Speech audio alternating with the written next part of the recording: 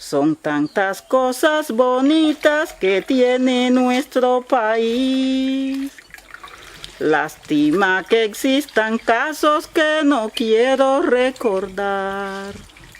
La masacre en Bojayá, que eso fue un hecho violento que entristeció a nuestro pueblo, no nos deja tener paz. Llamamos género a lo que parece diferenciar la identidad femenina de la masculina. No es lo mismo sexo y género. Sexo se refiere a una realidad biológica y género a una creación cultural y social. De esta creación surgen características que determinan el comportamiento, las actitudes y las convenciones sociales. La comprensión de lo que significa ser un hombre o una mujer cambia con el paso del tiempo y de acuerdo con la cultura y la sociedad.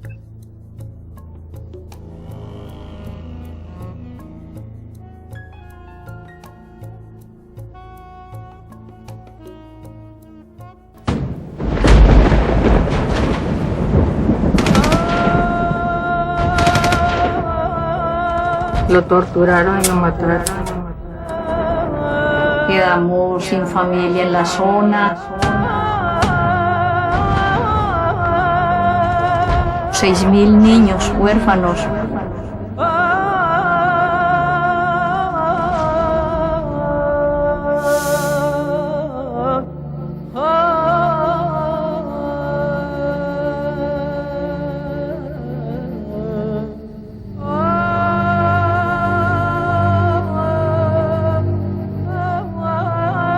Nunca más.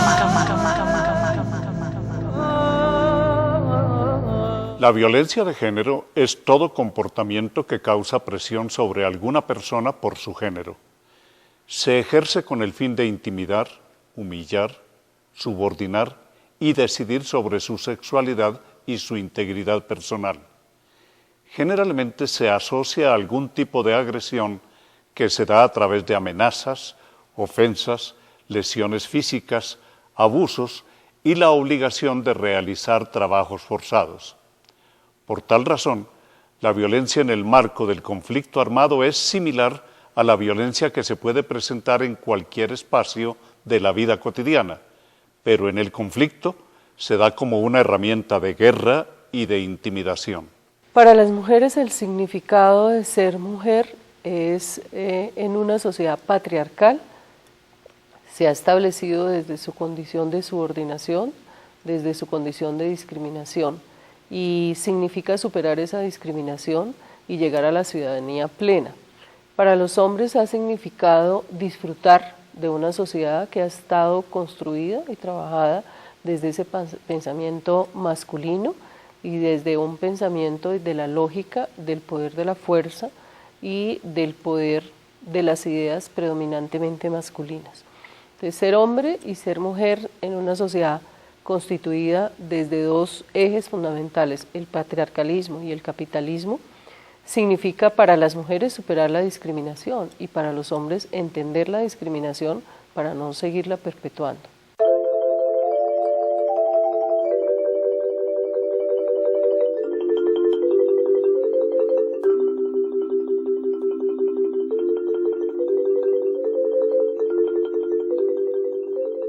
Existe la violencia cuando se agreden todos los derechos de las mujeres, desde los derechos sexuales y reproductivos, desde la discriminación en el trabajo, desde la discriminación en la ciudadanía, desde la discriminación también en el ejercicio de sus derechos a lo social y a lo cultural. Por ejemplo, cuando los hombres agreden verbalmente a las mujeres, es que usted es bruta, es que usted no entiende, es que usted no es estudiada. Eso es una forma de violencia, la agresión verbal. Un piropo grosero, morboso, eso es violencia de género. Cuando a las mujeres se les niegan los derechos laborales, su salario igual remuneración, cuando se les negó durante muchos años el ingreso a la universidad, a la educación, eso es violencia de género, es decir, negarle los derechos y la plena ciudadanía a una mujer es violencia de género. A pesar de los duros momentos sufridos a causa del conflicto armado y de los rigores de la violencia de género impartidos por los actores violentos, las mujeres son protagonistas de cambios importantes dentro de sus comunidades y se convierten en ejemplo de fuerza y superación, un ejemplo digno de contar y de seguir.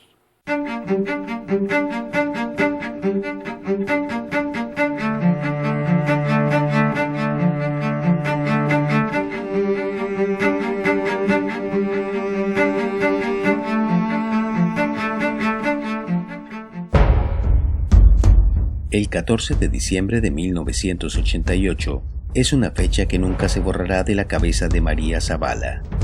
A las 6 de la mañana, un grupo de hombres armados entró a su pueblo matando gente y quemando casas. Para muchos fue el principio del fin. Para ella era la oportunidad que la vida le tenía de convertirse en leyenda. Y llegaron de una vez, fue matando personas enseguida, porque los primeros que mataron fueron a los jóvenes, los dos muchachos jóvenes, pues enseguida fue matando y enseguida fue ellos haciéndose cargo de la situación, apartando los niños, no nos dejaron mover más de donde estábamos. Yo tenía una niña que estaba al costado del papá desnuda, que tenía 1 año nacida. La iba a cargar para buscarle la ropa, no me dejaron. Ella quedó al lado del papá. Cuando mataron a papá, la sangre de él le pegó a ella encima. Hoy en día mi hija no es una niña, o sea, no es una joven normal. Las llamas arrasaron con todo lo que tenían. Ella tuvo que enterrar a su esposo y a su hijo en una fosa común y salir corriendo hacia Montería con lo que llevaba puesto. Aquí se inicia su historia de desplazamiento. Ellos mataron a mi hijo, a un tío de mi esposo y a un hijo del tío de mi esposo, y mataron a mi esposo. Luego quemaron la casa con todo lo que tenía ese día. Pues nosotros quedamos en la miseria total y absoluta. Yo, 7 hijos, estaban en embarazo, tenía escasamente 2 meses de embarazo. Recién llegada le toca reinventarse.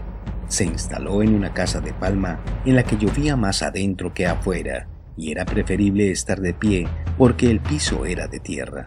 La realidad es tan dura que no le da tiempo de llorar a sus muertos porque el hambre de sus hijos no da espera. Y fue así como empezó un proceso mío en Montería con todo ese poco de hijos. Enseguida de una vez salí a buscar trabajo. Conseguí un trabajo de lavar ropa ajena en una casa. Inmediatamente nos dieron para que estuviéramos una casa de palma que ese año, en diciembre, llovía como está lloviendo ahora. Y caía tanta agua por arriba como por debajo. No teníamos los más grandes, cargaban a los más pequeños. María recuerda con nostalgia cómo en esa época los desplazados no tenían ninguna ayuda del gobierno.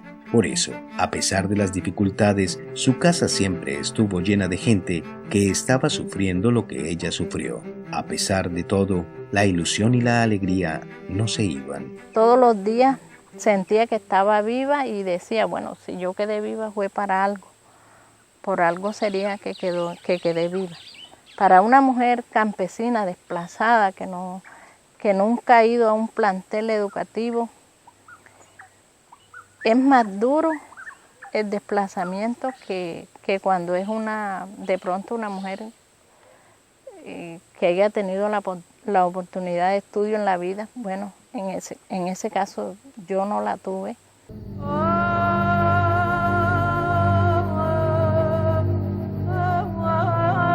Nunca más.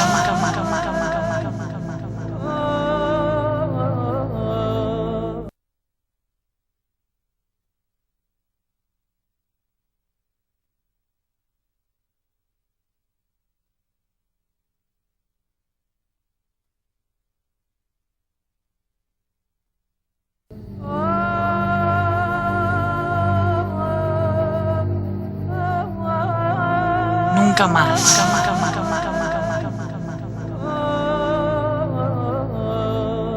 El barrio tenía necesidades y las mujeres en cabeza de María empiezan a hacer una olla comunitaria mientras que reclamaban por los servicios básicos como escuelas y electricidad. Era una época en la que nadie contaba que era desplazado por temor al rechazo. Al poco tiempo se dan cuenta de que todas estaban en la misma situación e inician la lucha por la entrega de las tierras del Valle Encantado, un paraje olvidado en completo abandono estatal con difíciles vías de acceso. Junto con otras mujeres nos organizamos y dijimos, bueno, vamos a que se conforme aquí una junta de acción comunal para ver si conseguimos sacar este barriecito adelante, porque aquí estamos peor que si estuviéramos por allá en un campo, porque menos allá pues está el campo, pero aquí no hay nada. Entonces nos juntamos y lo que hoy me da risa es que nosotras pensábamos que las mujeres no éramos capaces en el sentido de que buscamos a un hombre para que fuera el presidente de la Junta de Acción Comunal, pero todo el trabajo lo hacíamos nosotras y él apenas era para que fuera el presidente de la Junta de Acción Comunal, y conformamos una Junta de Acción Comunal. Y a partir de ese momento pues empezamos a hacer obras en ese barrio. Para el 96 ya nosotras, junto con otras mujeres desplazadas que nos habíamos conocido, habíamos creado una organización, llamarse la organización Las Mujeres del Valle Encantado. Nosotras mismas sorteamos hubieron varios nombres, pero ese fue el nombre que le escogimos a esa organización de mujeres desplazadas. Ahí sí fue netamente todas las mujeres desplazadas, éramos 27 mujeres en ese momento. Vimos varias fincas, pero no nos gustaron. Encontramos y vimos que se amoldaba más a lo que nosotros queríamos, que fuera meramente de nosotras. Nosotras queremos una finca que sea de nosotras y para nosotras, donde seamos nosotras las que mandemos allí. Entonces nos venimos para acá enseguida sin que el INCORA nos diera que unos proyectos productivos, unas cosas no.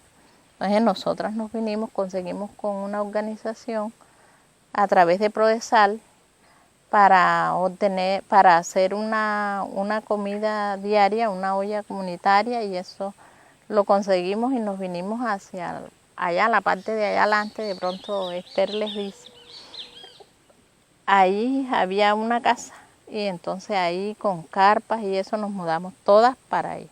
Su lucha y resistencia se ven recompensadas.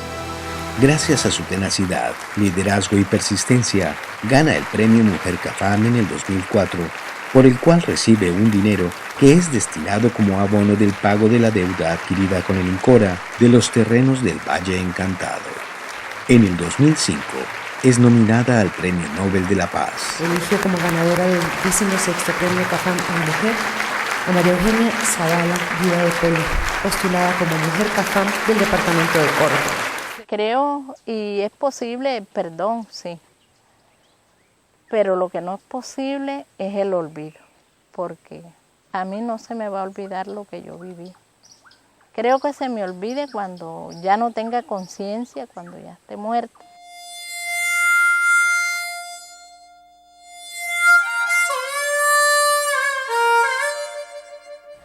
A mí por lo menos no me importa de que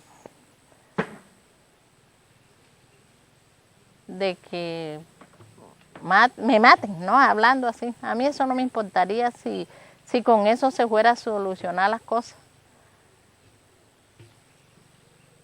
pero espero que no, porque yo me quiero morir en mi cama, no me quiero morir así que me mate. He sufrido mucho en la vida para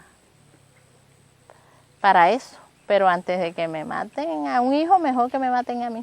Eso sí lo tengo claro.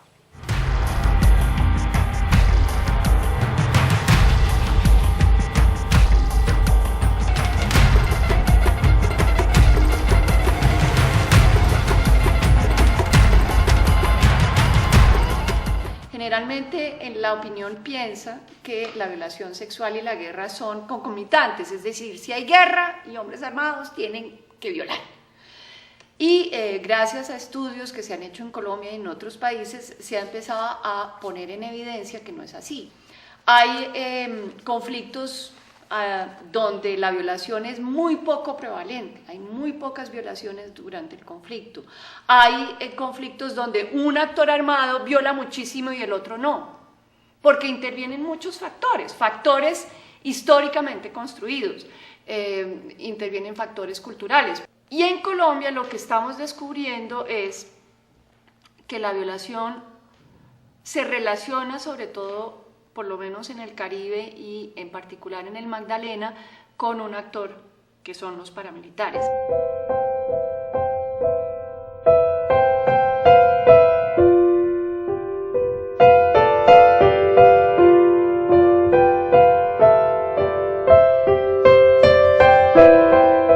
La violencia de género yo creo que se ha dado en todas las regiones del país donde han actuado los grupos armados ilegales, tanto las FARC como el ELN, los grupos guerrilleros, como los grupos de autodefensa, y hoy sigue siendo aún las bandas criminales y las otras manifestaciones de delincuencia común. Yo diría que en las regiones de la costa se dio con mayor crueldad la violencia de género, porque particularmente en Colombia la característica un poco de la costa atlántica, costa caribe, ha tenido una connotación cultural más arraigada patriarcal, en el sentido de el hombre es el dueño, pues son hombres inclusive en la cultura costeña donde no se ve mal que el hombre tenga una, dos mujeres, y entonces aún allí, en mi criterio y sin tener que estigmatizar un poco la cultura de la costa, la cultura patriarcal en su relación hacia las mujeres es mucho más fuerte, más dura, más arraigada. Entonces yo creo que en estas regiones se dio con mayor crudeza.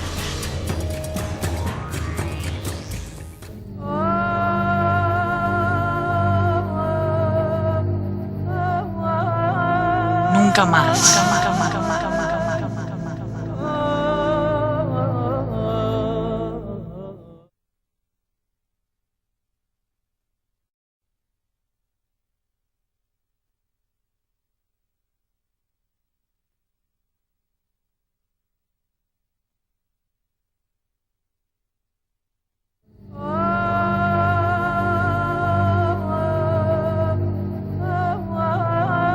Nunca más.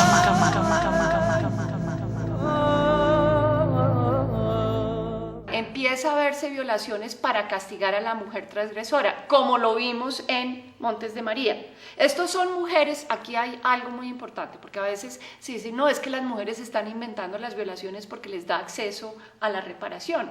Pero cuando tú tienes historias que oyes en Montes de María y oyes las mismas historias en Magdalena, y estas mujeres no se conocen, ni se han oído, ni se han visto, pues tú dices, no, aquí empieza a haber un patrón, ¿sí? El patrón está en que oyes las mismas historias en contextos distintos. Entonces, entra al bloque norte y la mujer que, por ejemplo, transgrede la orden de estar a las 6, el toque de queda, ¿no? Ya hemos oído que establecían toque de queda. Entonces, las niñas que de pronto estaban en la calle, tráquete, ¿no? Las castigamos violándolas. Aquella que se transgrede en el sentido de que es la promotora, por ejemplo, hay un caso muy impresionante de una promotora de salud que transgrede primero porque es promotora de salud, entonces la acusan de tener nexos con la guerrilla, es decir, por manejar salud, y segundo porque en el mismo evento confronta a los hombres, les dice ustedes son unos cobardes, ustedes solo actúan en manada, sí, bueno, los confronta. Esa mujer es castigada a través de un ritual de violación, porque es un ritual, es decir, es organizado, es como una tortura organizada, es un sistema de tortura. Y digamos que ahí todo el mensaje es, usted no es un ser humano, usted es una cosa, y nosotros a la cosa le hacemos lo que nos venga en gana. Las mujeres son víctimas de violencia de género en el conflicto armado cuando son esclavizadas y son obligadas a realizar tareas domésticas o son tomadas como objeto sexual, cuando han perdido alguno de sus seres queridos o se convierten en cabeza de familia por desaparición forzada u homicidio de sus compañeros y cuando han sido objeto de abusos sexuales en contra de su voluntad.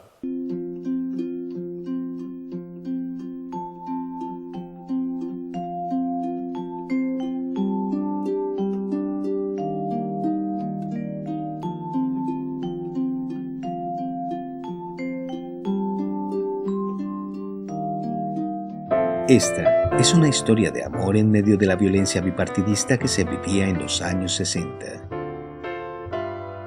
Magola, con escasos 16 años, consigue un trabajo en una emisora de Montería dirigida por Germán Gómez, quien se convertiría en su esposo.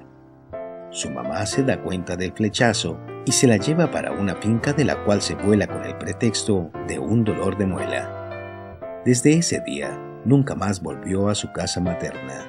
Apenas me vieron las primas mías, me dijeron, miércoles te viniste, mira si ya hoy empieza la inauguración de la emisora. Era 7 de agosto.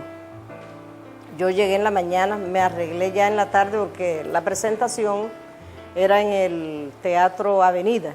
Entonces, cuando yo entro al teatro, él no sabía que yo iba a llegar, porque yo no le había dicho nada, además no podíamos comunicarnos porque no existían teléfonos ni existía nada. Entonces las muchachas me dijeron, las primas me dijeron, preséntate tú ahí al teatro. Bueno, me arreglaron todo, total que yo llegué al Teatro Avenida cuando estaban haciendo las presentaciones ya de los artistas. Él no sabía que yo estaba ahí. Después entonces ya que esperamos que el primer acto de la presentación, la transmisión de las bandas, de la orquesta y todo, yo me paré y él me vio. Pero salió como si fuera un muchacho de 15, corriendo a abrazarme. Yo me fui con una de mis primas, ellas me llevaron. Y entonces me dijo, si vienes, no te vas más. Si tú me quieres, no te vas más. Yo le dije, no me voy. Entonces nos vamos después para Medellín. ¿Te atreves? Y yo le dije, sí me atrevo. Germán era un periodista con mucha sensibilidad social, convirtiéndose en el abanderado de los menos favorecidos. Hacía un programa cívico en su emisora, en donde exigía el respeto por los campesinos. En 1970 se estaba acabando el Frente Nacional y siendo liberal, le corresponde apoyar al Partido Conservador. Se decide por Evaristo Sourdís por ser de la costa. Como salió el disco de La Piragua y era muy bonito, Germán empezó un programa político ya animando la campaña de Sourdís, para que la gente se expresara y dijera que sí estaban de acuerdo con la candidatura de Evaristo Sourdís como costeño. Él de fondo musical le puso La Piragua, ese es el disco de La Piragua. Cuando iba a empezar el programa ponía el... ¿Por qué? Porque él decía, en estos momentos el doctor Sourdís va en su piragua, navegando desde Barranquilla hasta no sé qué parte, hasta el banco. No sé. Bueno, él inventaba sus cosas y la verdad era que a él lo llamaban y decían, no, vamos recorriendo el río Magdalena con el candidato. Y ahí empezó la gente a acostumbrarse con La Piragua. El movimiento que él fundó se llamaba Casa Liberal Jorge Eliezer Gaitán. Pero apenas empezó el fondo musical de La Piragua, ya nadie le decía Casa Liberal Jorge Eliezer Gaitán, La Piragua. Y se quedó La Piragua. Teniendo en cuenta su gran poder de convocatoria, Germán decide meterse en política. Era la voz de los pobres. La gente enviaba cartas que él ayudaba a redactar y las leía en la emisora pidiendo por los derechos de sus queridos campesinos cordobeses. Entonces Germán desde desde la emisora el programa le decía a la gente, a los campesinos, que tenían que aprender a reclamar en voz alta y con altanería sus derechos. Gracias al apoyo popular, sale elegido como diputado en 1972, convirtiéndose en la piedra en el zapato de la vieja clase política en Córdoba, llegando al punto de que le prohibían realizar sus manifestaciones en las plazas públicas. Ese mismo año, y gracias al trágico destino, Magola empieza a ser una líder. Entre Jegua y Jeguita llegaron 20 tipos guerrilleros, 20 guerrilleros con las caras pintadas, pararon el carro, le preguntaron a él, ¿quién es Germán Gómez Peláez? Él se bajó y dijo, soy yo. Entonces se quedaron, le dijeron, no, acompáñenos, usted se queda con nosotros. Fue un secuestro político con la guerrilla. La guerrilla en ese entonces necesitaba plata. Y había una clase política que no estaba conforme con Germán. A Germán había que desaparecerlo como fuera. Germán fue el primer secuestrado en este departamento y el segundo en el país. Ellos querían enterrarlo allá en la selva. Entonces, cuando planean enterrar a Germán allá, yo formé el gran escándalo por la emisora, me fui a la emisora, llamé a la gente, a los campesinos, y dije el propósito que tenía el gobierno para enterrar a Germán allá en la montaña. Y les dije cómo debían bajarlo a San Francisco del Rayo, que yo lo mandaba a recoger allá.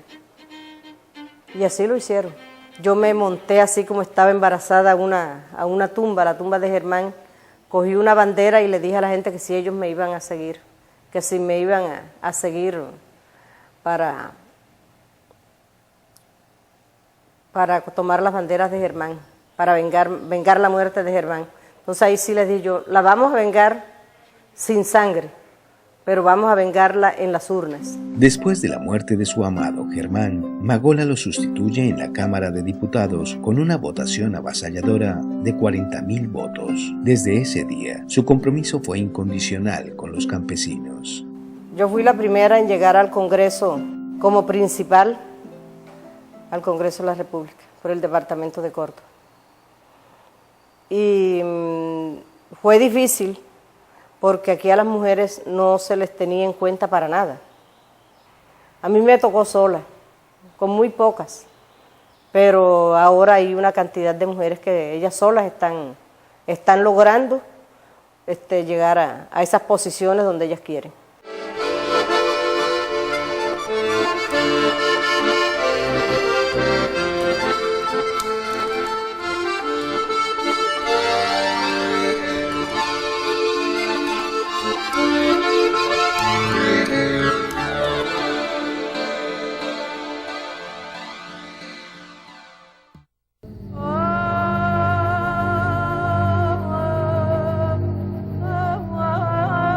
Nunca más.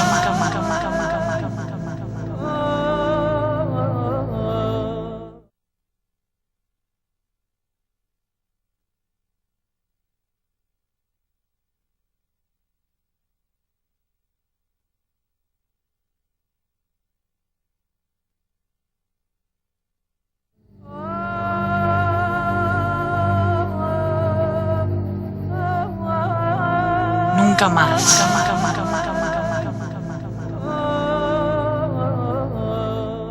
Este tipo de circunstancias revelan un enorme desprecio sobre lo femenino, revelan una falta de castigos impuestos sobre aquellos paramilitares que violaban. Es decir, tomemos el caso de Tijeras, que era el comandante de la zona de Ciénaga a partir del 2001. Tijeras dijo en sus declaraciones ante Justicia y Paz, yo aquí era el Estado. Yo aquí soy el déspota absoluto, ¿no? Yo era el Estado, yo resolvía las peleas de pareja, yo intervenía en los conflictos de vecinos, yo sabía todo lo que ocurría en la zona. ¿Cómo es que este hombre que dice que manejaba, y yo estoy segura que sí, porque había una red de informantes impresionante, cómo es que este hombre que dice que estaba tan informado, no estaba informado de las violaciones que estaban ocurriendo en Ciénaga, por ejemplo? En Ciénaga también tenemos eventos de violaciones múltiples, de enorme desprecio. No sabemos de casos, muy pocos casos, donde hubo hombres que violaron y que fueron realmente castigados, desterrados, en fin. Las mujeres representan el mayor porcentaje de la población afectada por la violencia sexual debido a que se considera que son más fáciles de manipular por la vía de la fuerza. Mediante estos actos se busca humillar no solo a las mujeres, sino a sus familias y atemorizar a la población. La modalidad en que violan los actores armados es distinta. No es solo que los paramilitares violaban más o en distintos contextos a las guerrillas, sino que la modalidad es distinta. Los casos en que se acusa, la víctima acusa, por ejemplo, a las FARC, son individuales, es decir, es un hombre violando a una mujer, generalmente no en público, sino en un espacio privado, y son 3 violaciones las de las FARC, que se acusa a las FARC. En 2 son violaciones que llamamos oportunistas, porque el hombre simplemente lo que hace es abusar de la fuerza de las armas, de que es el comandante y la muchachita le gusta, dice que la tiene que reclutar porque si no se lleva a sus hermanitos, y la niña, de nuevo, que a mí no me digan que es consentimiento, le toca irse con el comandante y el comandante la viola, ¿sí?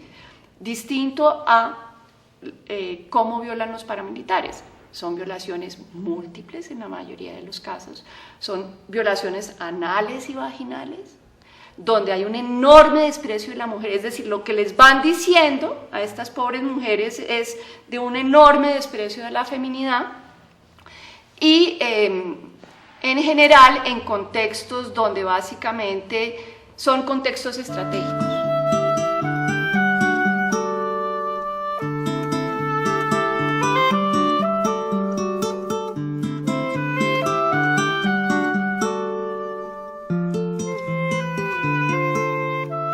La labor de la Comisión Nacional de Reparación y Reconciliación en el campo de la violencia de género ha sido ardua y generó toda una construcción de políticas y lineamientos a seguir en los protocolos necesarios para la debida atención a las víctimas de este flagelo.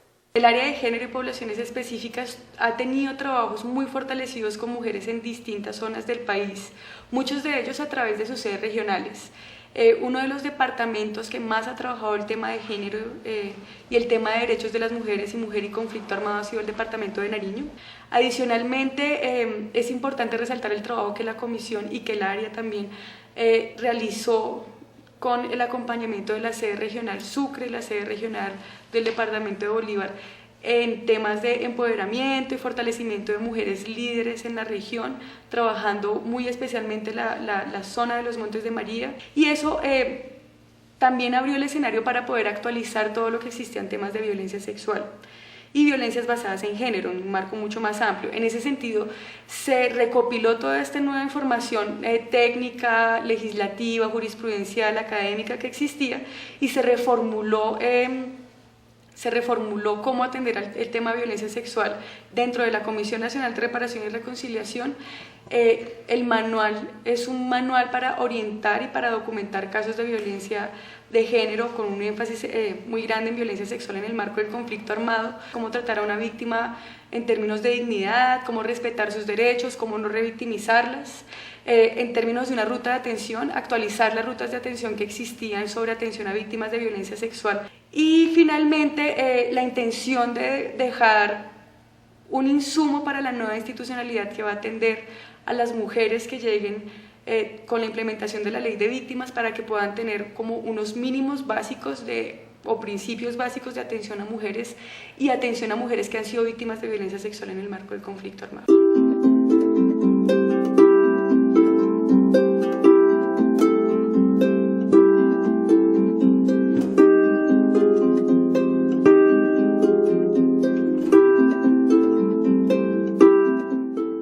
Piedad Julio vivía en la comunidad de Santa Isabel, que ahora pertenece a los terrenos del Parque Nacional Natural Paramillo. Debido a la construcción de la represa Urra 1, la sacaron de sus terrenos. Este es el inicio de su historia. Yo tuve que salir, muchos líderes también tuvieron que salir, los que no lograron salir los mataron. Esto fue los paramilitares, cuando en eso no se les llamaba paramilitares sino los mochacabezas, acusando a las personas pues de colaboradores, que éramos colaboradores de la guerrilla, porque vivíamos en una parte donde la guerrilla hacía presencia. Salió desplazada hacia Cartagena con sus 2 hijos pequeños, dejando a los 4 mayores en su finca. Le llegaron noticias de enfrentamientos de la guerrilla con grupos paramilitares en la zona, los cuales causaron desplazamientos masivos. A pesar de las amenazas que tenía encima por ser líder comunitaria, volvió a esas peligrosas tierras. Afortunadamente, cuando llegó, sus hijos ya estaban viviendo en Montería con su abuela. Piedad forma parte de las Mujeres de Valle Encantado, un proyecto que le devolvió las ilusiones y las ganas de vivir, pero sobre todo, la dicha de volver al campo, ya que la ciudad no es un lugar agradable para un campesino. Gracias a estas experiencias, está segura de que las mujeres, si se organizan, salen adelante. Ha habido más unificación en nosotras las mujeres, nos hemos unido, hemos promovido, como se dice, capacitarnos, que había muchas mujeres que ni siquiera habían terminado su bachillerato, no sabían leer ni escribir, y ahora en estos momentos pues ya están manejando la electroescritura, ya escriben siquiera su nombre, y aprender a tocar puertas para buscar solución no únicamente al conflicto de nosotros, sino a las demás personas. En la música encontró un refugio a sus penas. Es su manera personal de exorcizar los demonios de la guerra. Sus letras son profundas y en ellas cuenta las experiencias vividas a manera de recordatorio para las generaciones futuras. En momentos tristes, en momentos cuando me ha agobiado como la tribulación y todas esas cosas, yo me he puesto a componer ciertas canciones. No queremos criar hijos para la guerra, porque somos gestoras de la paz. Hasta el momento pues esas canciones nunca han sido mostradas a nadie ni nada, sino que están ahí en el archivo guardadas. Con ayuda de países muy lejanos, de seguro la vamos a alcanzar.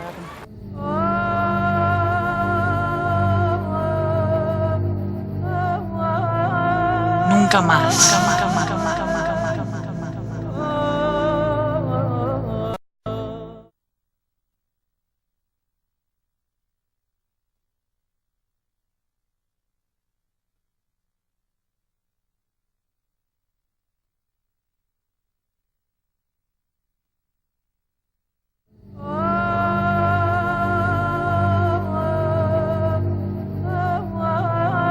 Nunca más.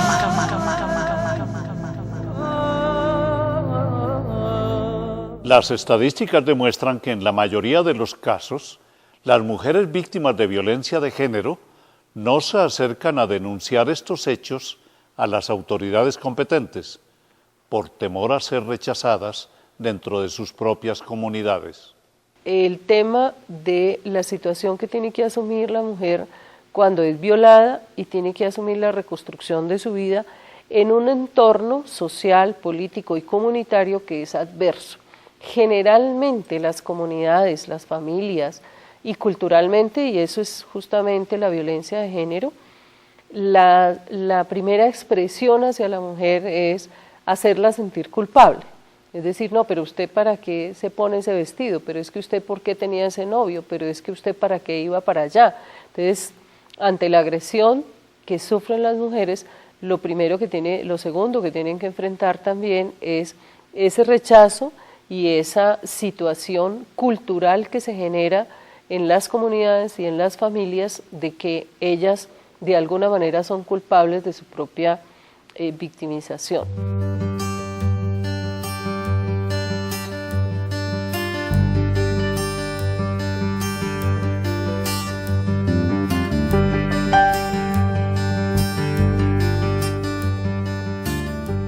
Lo tercero que tienen que asumir las mujeres en todo esto es el tema de la justicia, que es muy complicado, yo lo quiero decir. Las mujeres tienen que repetir su historia 1000 veces ante 1000 personas, tienen que estarle contando lo que les pasó con pelos y señales, hasta de una situación un poco contra su dignidad, de lo que les pasó y cómo les pasó, y siempre tienen que superar una traba muy grande, y es que les crean, porque imagínense que las mujeres violadas hace 10 años, ¿qué pruebas pueden tener hoy? Entonces, ese es uno de los graves problemas, y frente a la justicia aún no hemos logrado que el sistema judicial entienda la dificultad que es para una mujer presentar sus casos de violación, sus casos de agresión. Es necesario crear una conciencia en nuestro país en torno a este tema para que hechos como estos no se vuelvan a repetir ni dentro ni fuera del marco del conflicto armado. La mujer, por ser imaginada como el sexo débil, es más vulnerable y se ataca de manera más directa simplemente por ser mujer. Casos similares suceden con niños y niñas y la población gay, bisexual, lesbiana y transexual o LGBT también es víctima de este tipo de violencias, principalmente por el control que quieren ejercer los actores armados sobre su opción sexual. La violencia de género fue orquestada por los actores armados como un mecanismo de control y de intervención de las comunidades, hasta el punto de inmiscuirse en el cotidiano cultural de las mismas. Esa intervención en la vida cotidiana pasaba por esas regulaciones y esos castigos cotidianos, pero también pasaba por ejemplo, la organización de cierto tipo de festividades o la organización de cierto tipo de ceremonias. Bueno, tenemos los reinados de belleza que los tipos organizaban en parte casi que para escoger a las niñas bonitas que tenían que acceder a sus exigencias, pero también tuvimos en esas zonas intervenciones sobre como rituales que ofrecían a la comunidad un sentido de dignidad. Entonces, por ejemplo, ¿qué hicieron los paramilitares para humillar a la comunidad? Organizaron peleas de boxeo entre mujeres, ¿sí? Entonces es como trastocar el sentido de esas peleas de boxeo y entre homosexuales. Entonces es realmente coger el mundo simbólico de las comunidades, trastocarlo, hacer mofa de él de una manera muy de gran desprecio para seguir humillándolas de otra manera, en el mundo de la cultura, ya no en el mundo de los castigos, sino me voy a apropiar del mundo de la cultura de esta comunidad, voy a intervenir en ese mundo cultural y voy a mandar el mensaje que yo aquí soy el rey.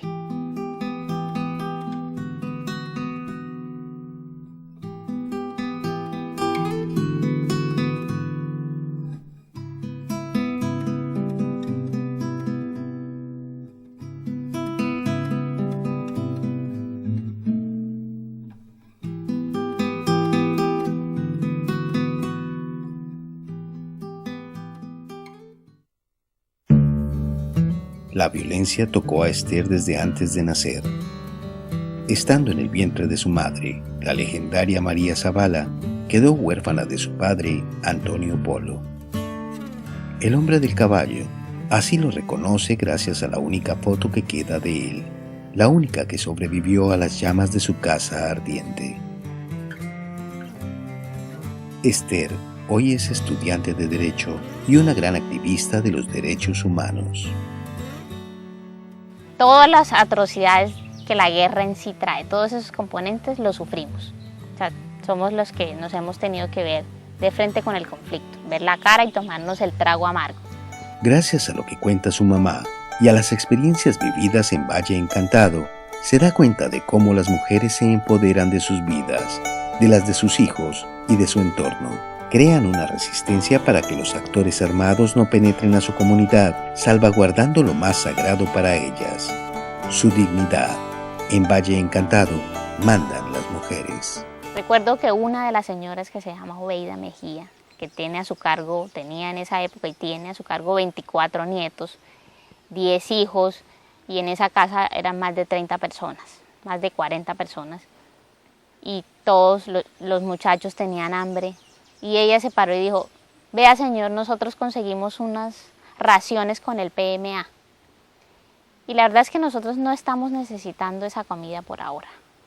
Yo creo que ustedes deben de dársela a la gente que realmente lo necesite. Nosotros por ahora no necesitamos esa comida. Muchísimas gracias, pero no. Ya nosotros tenemos y tenemos que ser conscientes de que hay otra gente que sí realmente lo necesita. Ese día la gente en Valle Encantado no había desayunado. Y el tipo preguntó a las demás, ¿eso es cierto? Y las demás mujeres, sí, sí señor, aquí no necesitamos esa comida.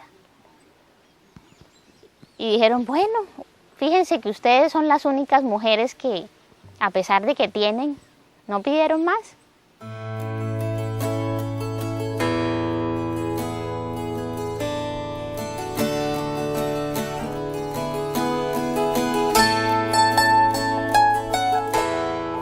Algo que marcó aquí en la comunidad fue cuando ellos empezaron con los reclutamientos. Traían camiones del Alto del Sinú para llevarse a los muchachos. Y un día cualquiera los muchachos salieron a trabajar normalmente y en la tarde nos enteramos de que los subieron al camión a todos y se los llevaron. A los 2 días llegó una noticia de que había ocurrido un enfrentamiento y de que los habían matado. Inmediatamente las mujeres de aquí, de la comunidad vecina, de Las Palomas y de las veredas cercanas se organizaron. Hicieron pancartas las mujeres y caminaron de a pie, de aquí, de Valle Encantado, salieron las mujeres a pie para, ese sitio se llama, bueno, no recuerdo muy bien el pueblo, pero el jefe en ese momento era el señor Adolfo Paz. Y las mujeres fueron a hablar con Adolfo Paz y a decirle, devuélvanos a nuestros hijos. No tenemos armas, nuestras únicas armas son las voces que tenemos aquí hoy y queremos que nos devuelvan a nuestros hijos. Eran alrededor de 50 mujeres. Caminaron todo, hicieron todo un recorrido a pie para ir a hablar con Adolfo Paz. Y el tipo dijo, la verdad es que a esos muchachos no les ha pasado nada, estaban dentro de un corral todos. Todos los muchachos estaban metidos en un corral. Y el tipo dijo, bueno, la verdad es que estas mujeres, no me voy a meter con ustedes, son muy hablonas. Eso fue lo que el tipo decía. Señoras, son muy hablonas y la verdad es que no les hemos hecho nada a sus hijos. Deberían de dejárnoslos acá para que aprendan a ser machos. Y las mujeres dijeron, no señor, es que no queremos que nuestros hijos aprendan a ser machos. Nosotros queremos que nuestros hijos aprendan a cultivar la tierra y a vivir de ella.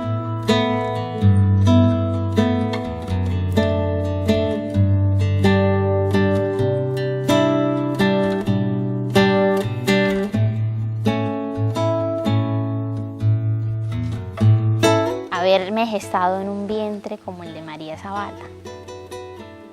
Un vientre que estaba listo, predilecto para parir, para generar vida, para generar esperanza, para generar transformaciones. Yo siento que ser fruto de ese momento de vida de esta mujer es el mayor orgullo que yo puedo tener. Sin duda yo he aprendido muchas cosas de mi mamá. Le he aprendido en el camino, acompañándola, en cada cosa que ella dice, cada cosa que ella transmite, ahí estoy yo aprendiéndole, porque para mí es como, no sé si es como esa vertiente que uno dice, bueno, soy el brazo de una vertiente gigante. Entonces yo le llamo así. Es importante porque haber crecido en este entorno de dificultades hace que uno tenga una visión distinta de la vida. El desprecio sistemático de los actores armados por lo femenino hace que las mujeres se organicen y se empoderen, reconstruyendo el tejido social roto a consecuencia del conflicto. Uno ve que en la confrontación que ellas tienen en el día a día con estos hombres, lo que también hay es un proyecto alterno de sociedad, una capacidad de pensar que el mundo se puede organizar de distinta manera. Y ellas son las promotoras de esa forma distinta de organizar el mundo. Entonces, digamos que quisimos rendirle homenaje a esas mujeres porque realmente, luego de que viven tragedias, no es que regresen a la casa y se queden derrotadas. Estas mujeres vuelven, luchan por la tierra. Lo mismo en el Magdalena encontramos mujeres que fueron humilladas, denigradas, violadas por los paramilitares y vuelven y se levantan y vuelven y luchan por la tierra y vuelven y luchan porque sus hijos tengan un mejor futuro.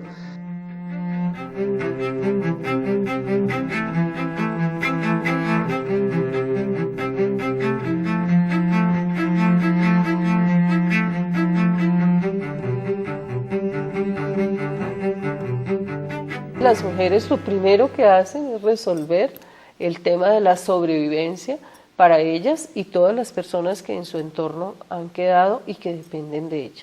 Esa es una enseñanza muy fuerte porque necesita definitivamente uno tener mucha fortaleza para hacer eso. Lo segundo es que ellas no se han quedado tampoco todo el tiempo en el dolor, han tratado de reconstruir sus vidas y han tratado sobre todo con una connotación que es mucho de la cultura femenina construida de velar por los demás. Entonces siempre están pensando en cómo reconstruyen una vida posible para los seres queridos que han quedado con ella. Entonces siempre han asumido una acción de futuro, siempre han pensado, a pesar del dolor, una acción de futuro.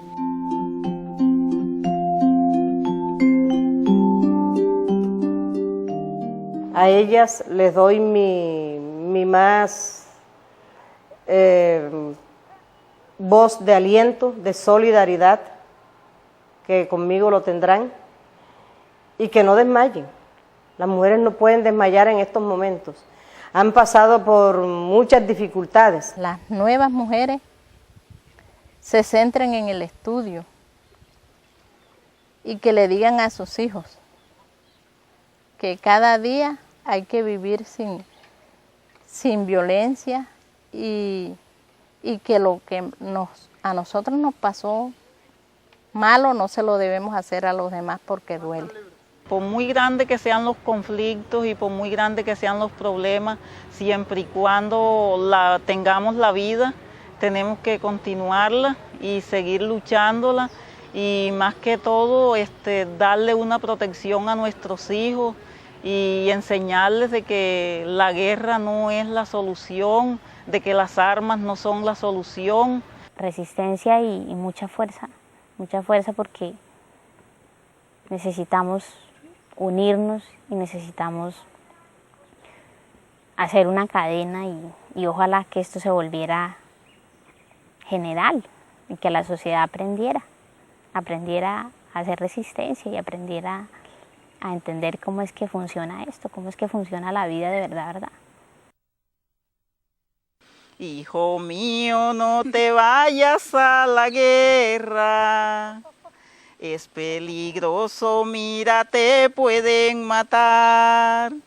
El desamor, las armas y violencia son instrumentos que no alcanzan la paz. Canta. Madre mía, en este día yo te prometo ser obediente y ayudarte a trabajar. Te acuerdo que yo no tengo padre, pues pide ayuda y ponme a estudiar. No queremos sepultar a nuestros hijos. Esta guerra no debe continuar. Oh Señor, de rodillas te lo pido, que se acabe la violencia y que vuelva la paz. No queremos criar hijos para la guerra, porque somos gestoras de la paz, con ayuda de países muy lejanos. De seguro la vamos a alcanzar. Hijo mío, no te vayas a la guerra. Es peligroso, mira, te pueden matar. El desamor, las armas y violencia son instrumentos que no alcanzan la paz.